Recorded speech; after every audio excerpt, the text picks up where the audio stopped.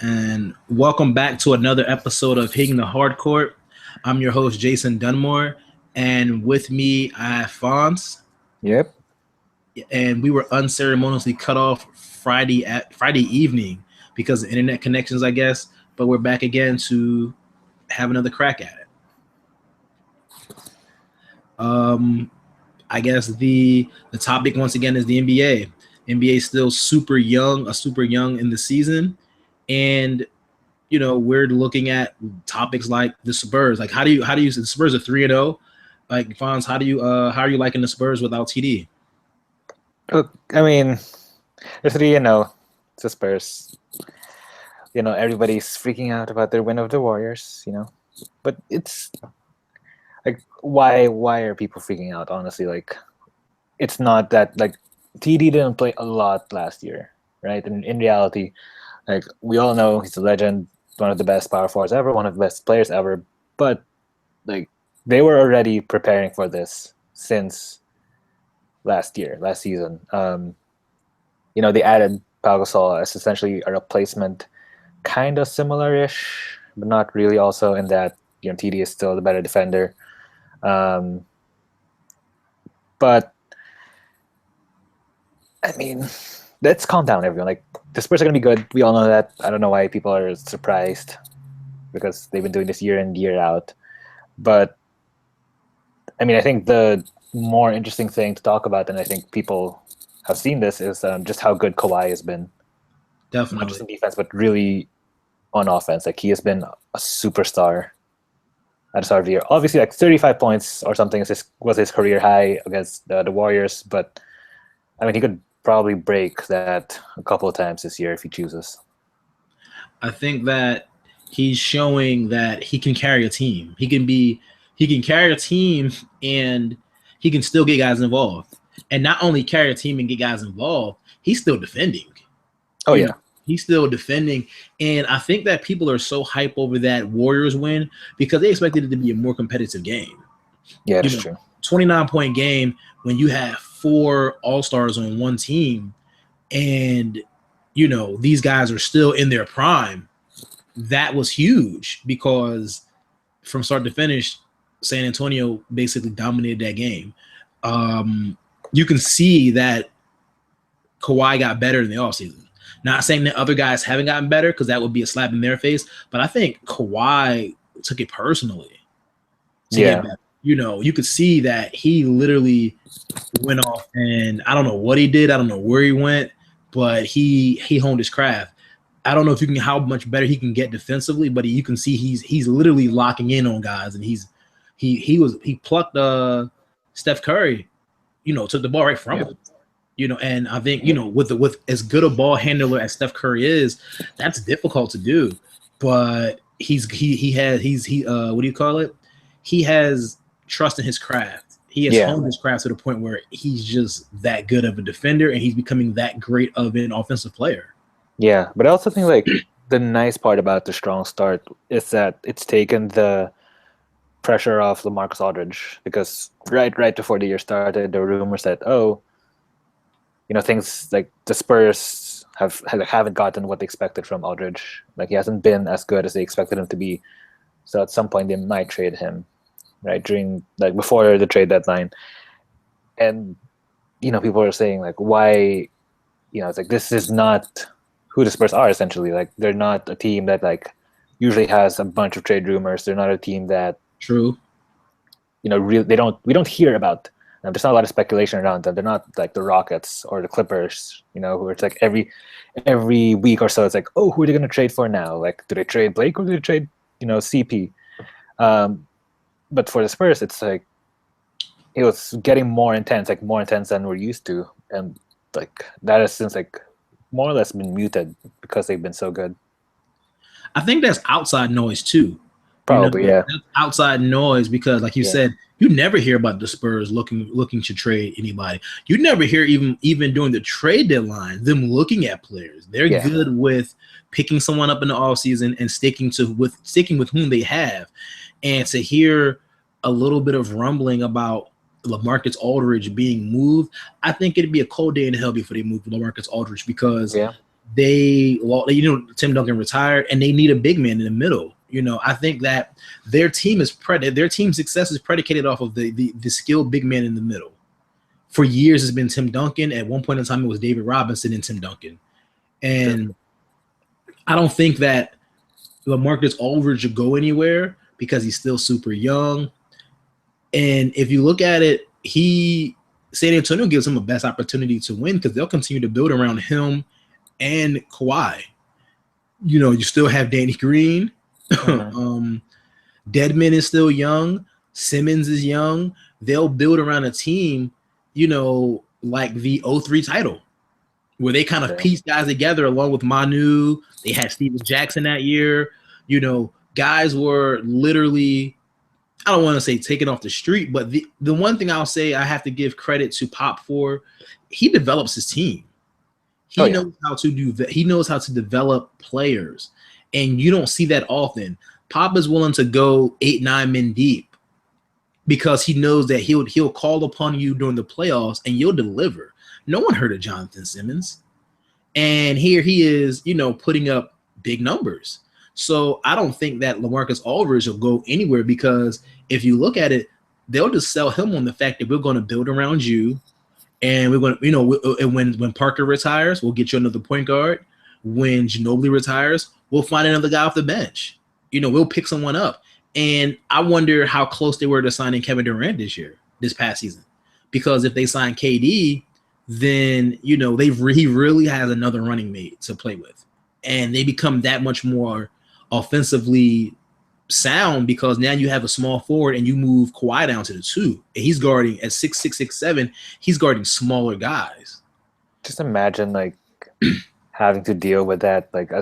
Imagine being like a Joe Johnson, and then just coming to the Spurs and okay, I have Kawhi on me, so I'm not going to do anything. And then the next possession down, okay, I got Durant on me, so I'm not going to do anything again. Exactly. It's how deflating that would be. Yeah, that's crazy. And I feel like with San Antonio, they do a good job as far as player scouting. Whomever works for them as far as scout-wise, they don't usually miss. Yeah. They don't miss. And that's a lot to say around with other teams. And you can see why other teams pilfer their coaches and scouts. True. Because we kind of want to win like you win. And I look at the Sixers. The Sixers are, their hashtag, trust the process. But if you look at it, they're assembling a team. Their organization is beginning to look like a real team now. A few years ago, no one's seen this. Now they have 3 big men, 2 of them who are currently playing, but they have 3 big men that are potential all-stars. Because I really like Jahlil Okafor. I think that he's a great player. One of the few. Huh? Well, you're one of the few who are high on Jahlil, actually. I personally, I feel like the Sixers began their downfall when they selected Evan Turner over DeMarcus Cousins. So, that was just my personal opinion. I remember that draft night. I was sitting in Philly, and I was like, they're going to pick DeMarcus Cousins. I'm not a fan of the Sixers, but I think that would be a great pick. We're going to select Evan Turner. I was just like, no, that's stupid. Now you got Jahlil Okafor, and you have Embiid. You have Saric, and you have Nerlens Noel. Now, all of them can't stay, but, you have a plethora of big men, something that the NBA is looking for. Why not go get a point guard to help out Ben Simmons when he comes back? Possibly Eric Bledsoe or Brandon Knight.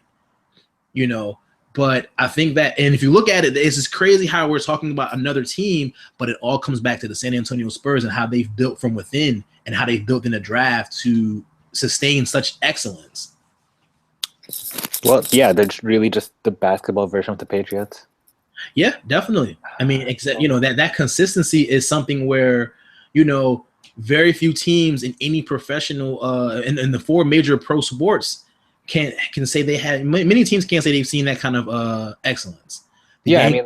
Another one would be the Cardinals, but even they've fallen off this year. Agreed. The Cardinals. I'd say the Detroit Red Wings. They've been pretty good for a while. Yeah. And it's something where these are teams where they have older guys who have stayed, and the older guys talk to the younger guys.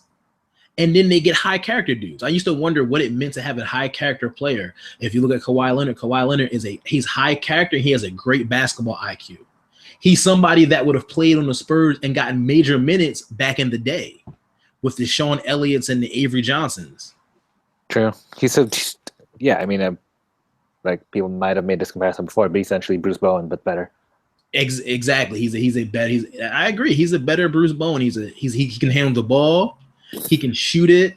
He's a stronger defender. You know, they say his hands are huge.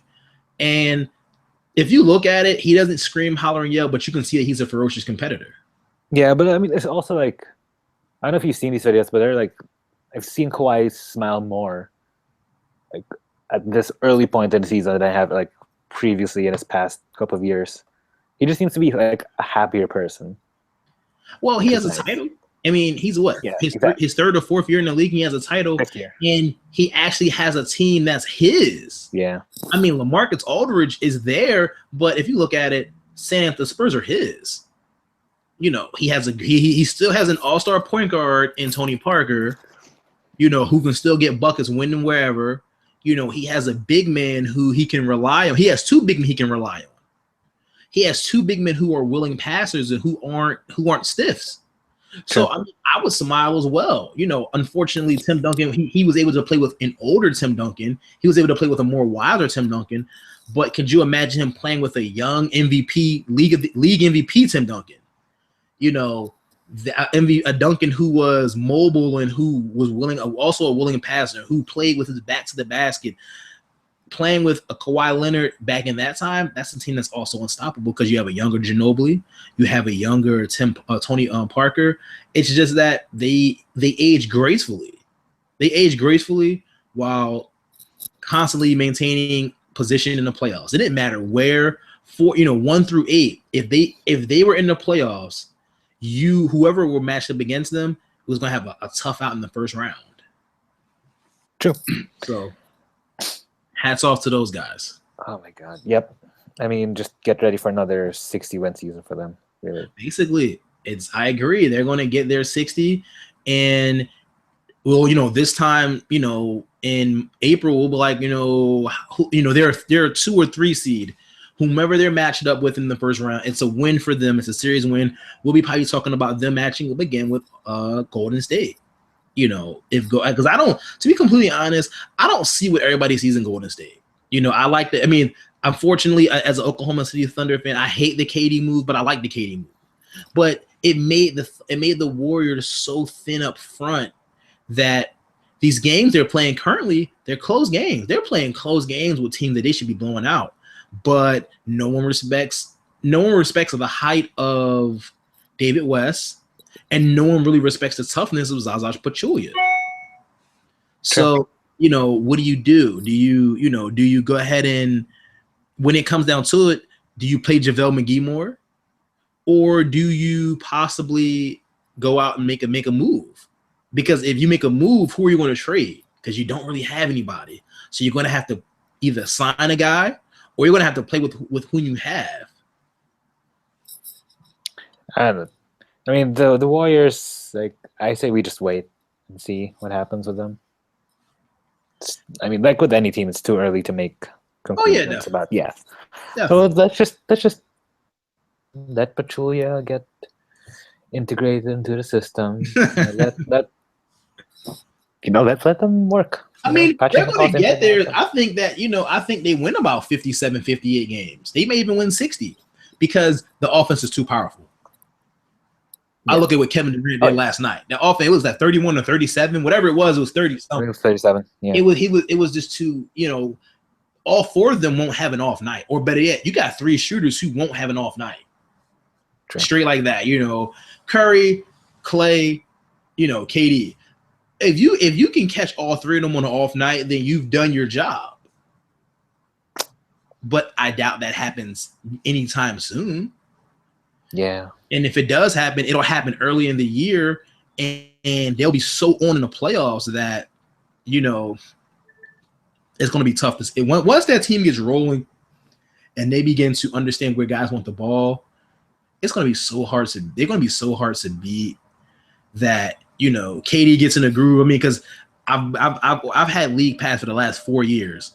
I've watched games where that weren't televised, and I've watched KD get into a 4, 5, 6 game groove where he's just pulling up from the logo, just letting it fly. And I think that once a guy like Curry gets him one-on-one matchup, and you got a 6'2" guy guarding, Durant in the post, that's turnaround all day. True. All day. True. But we can go ahead and move beyond that, and we can talk about I guess today it happened, the extension for Victor Oladipo, 4 years, $84 million. Oklahoma City decides to pick up his contract and sign him for 4 more years instead of letting him go into the offseason as a free agent. What are your thoughts on that? I mean, I'm a homer, so I love it, but someone who's on the outside, what do you think about that? I mean, it makes sense, right? They know, like, Westbrook has basically hitched himself to the Thunder for his prime, and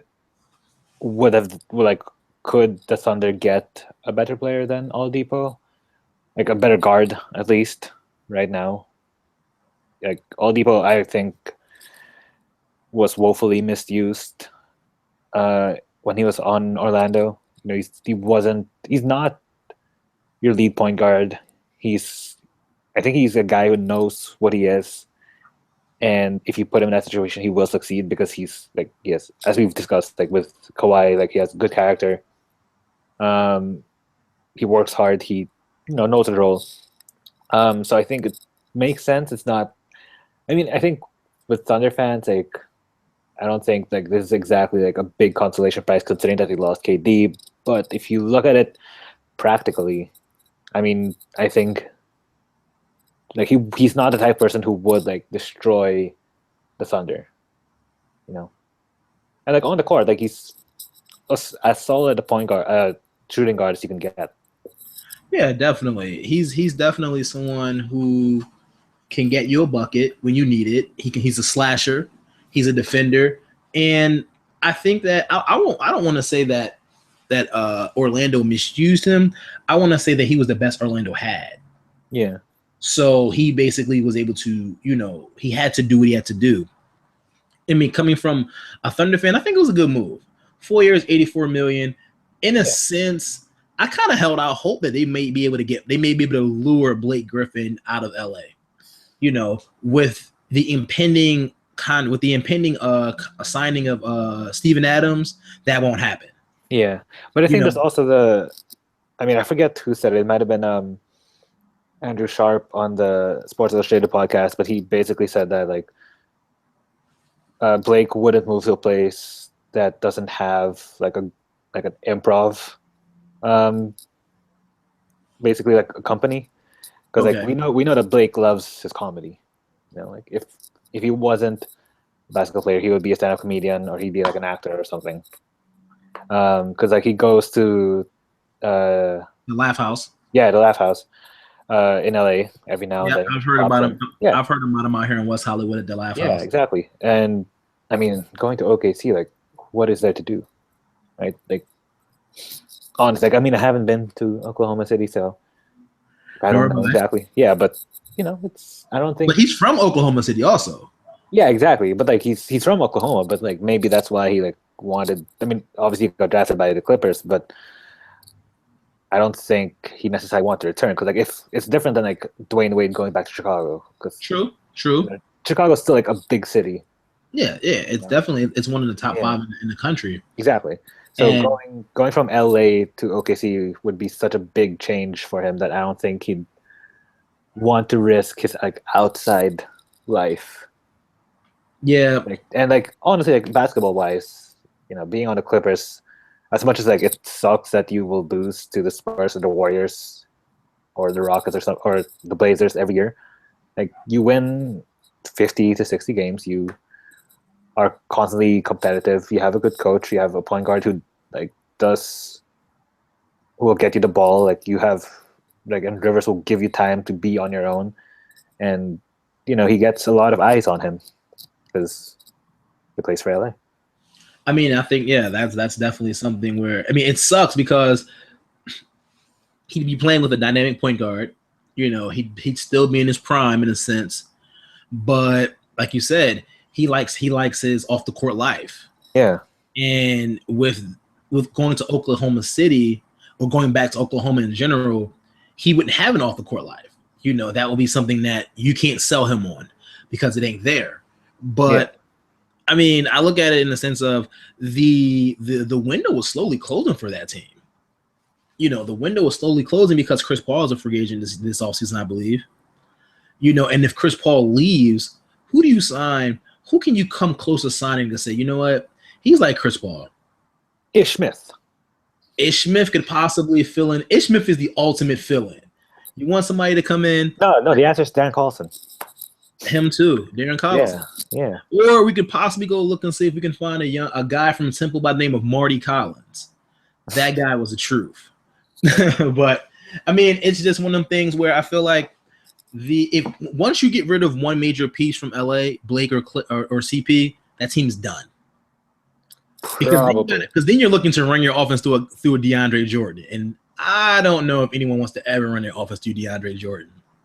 I mean, just lobs all day. I mean, yeah, like we know what you're going to do, so this guy, we're going to give you about 15 straight lobs, and then we're going to just stop that. I mean, basically just seeing if DeAndre can out-jump 5 other players.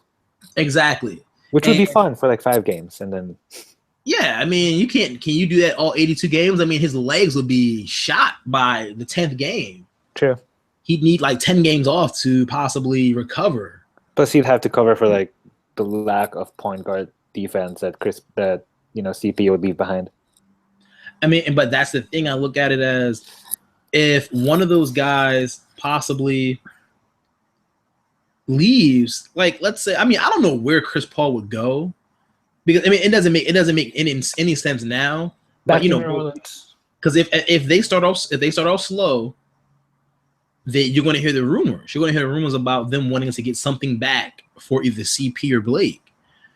I could see CP possibly, you know, going to I don't know where. I don't know where he'd go because he's still going to want to start. He's still going to want big money. Same thing with Blake. I don't know where you'd see Blake going. You know, you basically look to trade Blake Griffin, and where can you send Blake to possibly continue to compete and he'd be a box office name? Now, you know, if you traded him to an Oklahoma City, he'd be forced to play there for the year. But even the same thing, he could possibly go to Miami. They send back a couple guards because that team is currently a train wreck. And they need someone to fill those seats again. You know, they won't be big 3 attraction, but it would be come see Blake Griffin and possibly Goran Dragic. Or maybe come see Blake Griffin and watch Dion Waiters do a ridiculously insane layup. Oh, actually, trade Blake for like Tyler Johnson and Dion Waiters because I just want to see like Paul like play with Dion and like just how long he could last before exploding. Well, if you're gonna trade Blake, you got to trade JJ also because then that'll eventually give Dion Waiters some opportunity to play. True. So then Chris Paul would possibly have a reason to be upset.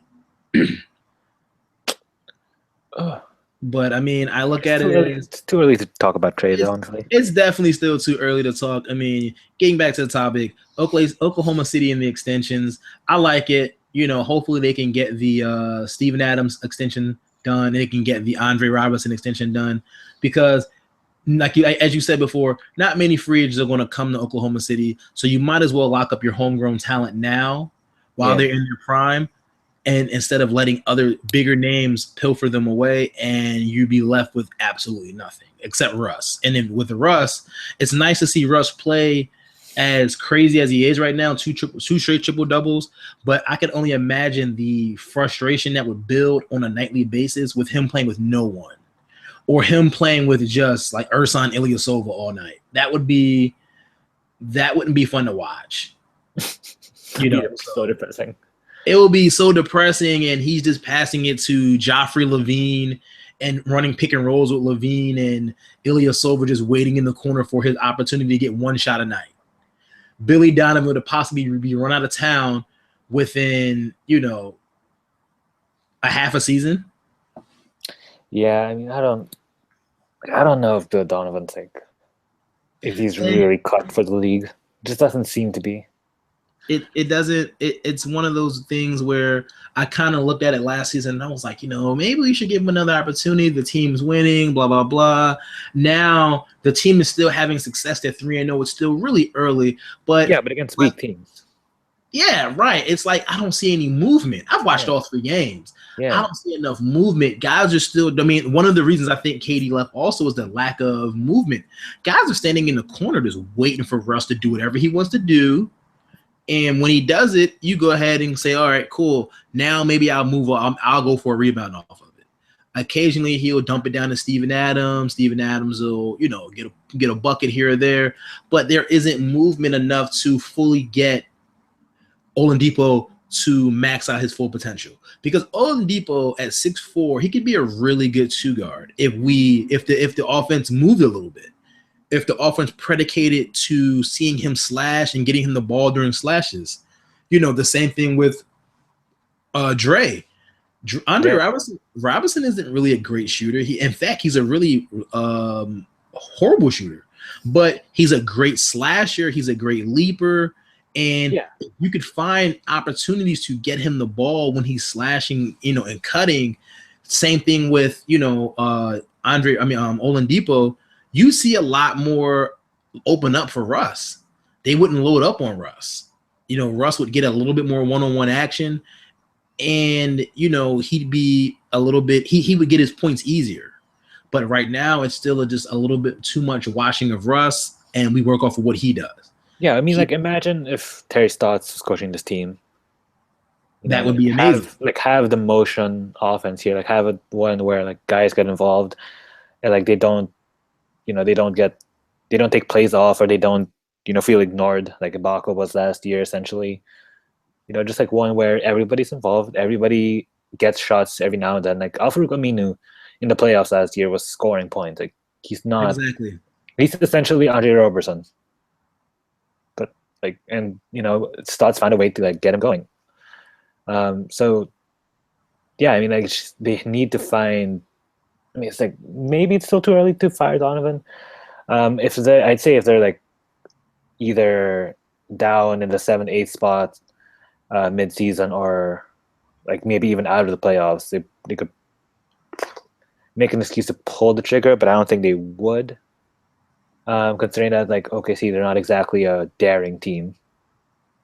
But yeah, I just hope that they find a nice, good coach for us, because we need good Russ and Steven Adams in our lives for the rest of their primes, honestly. Yeah, I mean, I think that and Billy Donovan has a nice long leash, because he's a Sam Presti guy. Him and Sam Presti are good friends, so Billy Donovan's leash is pretty long. Yeah, and I believe that if you get rid of Billy Donovan, you got to find a good coach. You got to find someone who's going to be able to go and contain Russell Westbrook. And with that being said, I'd go after a guy like George Karl. And I say that because George Karl actually was able to corral or contain Gary Payton back in the day. True. So, both of them are super volatile. They're both very competitive. They're going to play their heart out. But, George Karl is going to get the most out of his guard. He's going to get his guards to move that ball around and get his guys involved. Russ is getting triple doubles because he's just so athletic, and he's able to, get to the rim and kick it out. But if Russ was able to run a little bit more offense and set those guys up properly, he could get triple doubles before the half, because he's just that good. And it would also make the offense move better, because they're not all focused on Russ. And the Oklahoma City Thunder have a few shooters. You have Anthony Morrow, #free Morrow, because he never gets any play time. True. You have Singler is an okay shooter. Ilyasova is another good shooter. None of these guys are anywhere close to KD. If you molded all 3 of them together, they still wouldn't come close to KD. But it's You have shooters. You have a few big men, who are rugged, who are willing to bang, and who can actually score. If Russ could set those guys up just a little bit better, he it would get points for him easier. And not only would it get points for him easier, but it would make the team a better threat to compete against elites like Cleveland, like Golden State, like um, San Antonio. Those are teams that move the ball, and it doesn't matter who gets the opportunity. You're going to get your opportunity. You're going to get your points. Russ will still get his 20, 25 a game, but he basically also get 14, 15 assists because his guys are making plays for him. True. True. It's just an interesting way of looking at it. So, I mean, it's also, I guess that comes with the league.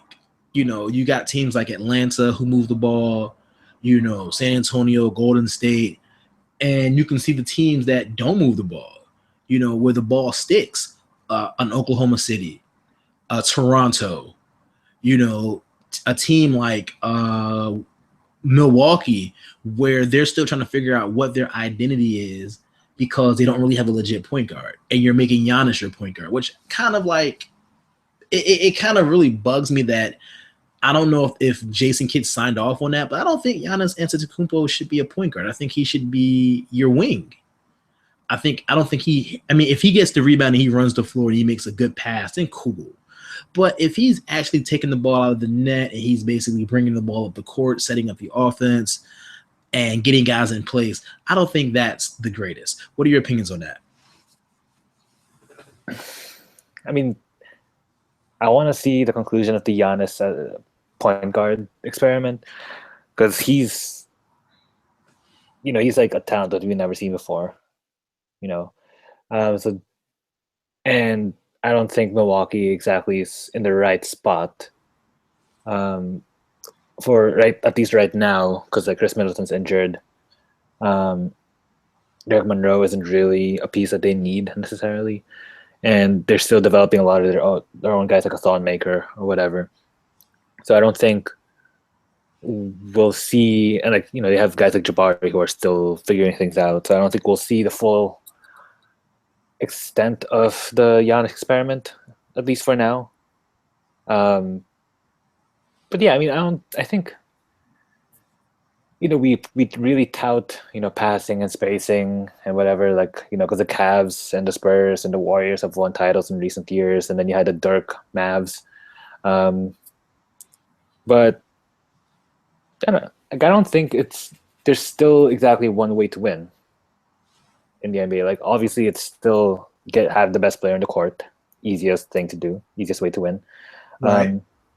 But you can't just be like, okay, here, pace and space, and then we're gonna win. Because the Raptors, last year, they weren't the pace and space team, and yet they were the second best team in the East. You had the Hawks and the Celtics. They fell apart in the second half of the season, even though they were pace and space teams. They ran into each other in the first round. Yeah, and the Hawks ran into the Cavaliers, just a far superior team than them. Same thing with Toronto. No matter what you would have done, it wouldn't have worked. Yeah, same thing with Toronto. There was nothing Toronto could have done to beat Cleveland. Yeah, and it was more of a Cleveland had LeBron, Toronto didn't. Exactly. They could have used all their strengths to their advantage, and it still doesn't give them it gives them possibly another game. You go to game 7 and you play. Cleveland was on a mission. J.R. Smith was hitting shots out of his mind that you didn't see. You don't good JR, bad JR. Just like that. Occasionally J.R. Smith he's a streaky shooter. Occasionally he hits, occasionally he doesn't. And in that series, he literally helped beat them. Because if he doesn't have a couple good games, maybe those games don't go the Raptor. Maybe those games don't go Cleveland's way, and we do have a game 7. We have a more competitive game 6, maybe. Yeah, but LeBron, if they went to game 7, LeBron would have just you guys are not gonna beat me, and scored 150 points on his own. It wouldn't have mattered. Which is the a sad way of thinking about the NBA, in that like a lot of times it doesn't matter like what your team does; they will lose if the other team has a better players. But that's the reality of the sport. Like Dwight Howard could make Atlanta better or worse this year, but if they go up against the Cavs, I don't think they're going to win because LeBron is still there. That's why I think that the second best team in the East is in Indiana. I think Indiana is a team that is they have the depth to match Cleveland and the star power. Honestly, agreed. Paul George is amazing. He's a monster when it comes to playing his position, defending his position. He's no Kawhi Leonard when it comes to defense, but he can defend. He can hold his own. No one can guard LeBron. LeBron is LeBron. He does what he does. He does LeBron things. But when you need someone to possibly contain him or frustrate him, what do you call it? Paul George might not be a bad option. He could be a guy where you're saying, hey, we need somebody to get. LeBron's got 8 in a row. Yeah. We possibly go ahead and throw Paul George on him. Paul George will possibly just make him work harder for his 10th basket. He may make him work hard, make him work harder, may make him pass the ball, have to repost, get him out of position. And that's why I say Indiana's pretty tough because they can throw bodies at LeBron. They can throw a Thaddeus Young at him. You can go really big and you can put a Miles Turner on him. Or, you can, buy your time and put Rodney Stuckey off the bench. Shout out to Rodney Stuckey. Shout out to Rodney Stuckey. I remember when he was getting buckets in Detroit. Now he's just a guy on the bench. Just, I don't know what he does. I don't know. He does what he wants. But yeah, I like Indiana because of the Monte and Monte and Jeff Teague backcourt. To me, that's a great backcourt. To me, I look at that backcourt as they're going to be an entertaining backcourt because Monte loves to shoot, and occasionally so does Jeff Teague. And it's just a matter of time before we hear of a fist fight in the tunnel because Monte wants some more shots. Jeff Teague isn't giving up shots. Oh, that'll be so much fun. That'll be fun because I got my money on Jeff Teague. Really? I got my money on Jeff Teague if there were a fist fight between the two of them. Go ahead, give me Jeff Teague because not only is he hometown, but I just feel like Jeff Teague will want it more. I'm the point guard and I want these. I own these shots. I deserve these shots. They traded for me. You were just a signing. True. Plus, people hate Monte, I think. I don't hate Monte. No, but he's not. I miss the old Monte. I miss the Golden State Monte. I guess. I don't miss the old Monte because old Monte meant bad Warriors. Never passed the ball? Yeah. That's why I miss him. I miss old Monte because he does what in the words of Jeff Green, they are who he thought they were. I feel like Monte's destiny is to be the next coming of a Jamal Crawford. It's just he just comes off the bench and just scores. Yeah, but I guess he's good enough to start. I don't think he is though.